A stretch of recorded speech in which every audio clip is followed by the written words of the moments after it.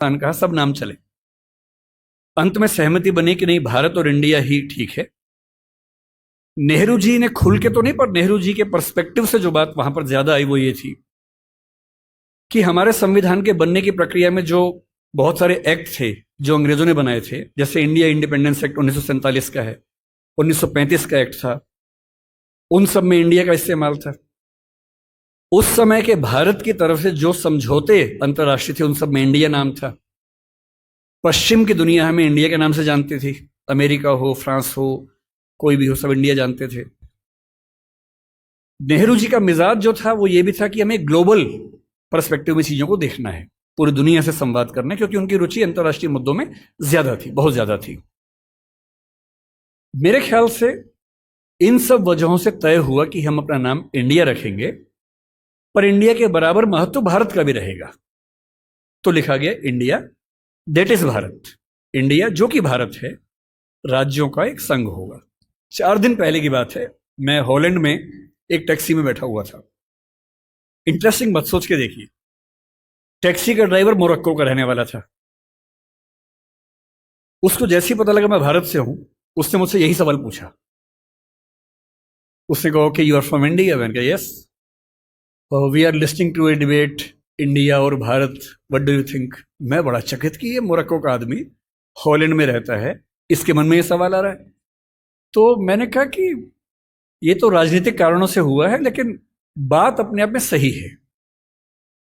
मैंने कहा जैसे बॉम्बे मुंबई हुआ, मुझे खुशी हुई, क्योंकि मुंबई की आबादी के लिए मुंबई में जो मजा है वो बॉम्बे में नहीं है। बॉम्बे तो अंग्रेजों ने नाम दिया था। कोलकाता को कैलकाटा अंग्रेजों ने किया, तो बंगाल के लोगों ने कोलकाता कर दिया उसको।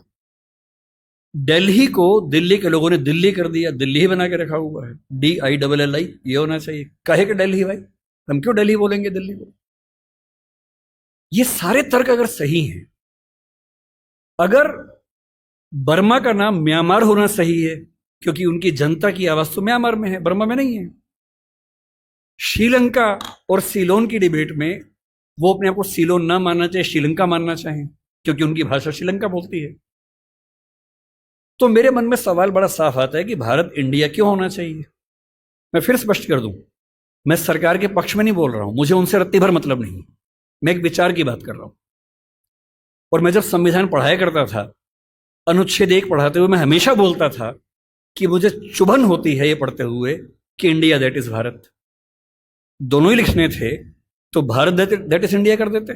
अगर दोनों ही लिखने थे, ठीक है, दोनों रखें, क्या दिक्कत है। इंटरेस्टिंग बात इसके बाद है, मोरक्को के उस ड्राइवर ने उसके बाद पता है क्या कहा, हिंदी में अगर बताऊं, बोले अच्छा अच्छा ये मामला है, अब समझ में आया। फिर बोले कि बड़ी इंटरेस्टिंग बात है, हमारा नाम मोरक्को पड़ गया फ्रेंच लोगों की वजह से। मोरक्को के लोग मोरक्को को मगरिब बोलते हैं। और जब मैं सऊदी अरबिया गया, सऊदी अरब के लोगों ने मुझसे पूछा कहां से आए हो, मैंने कहा मोरक्को।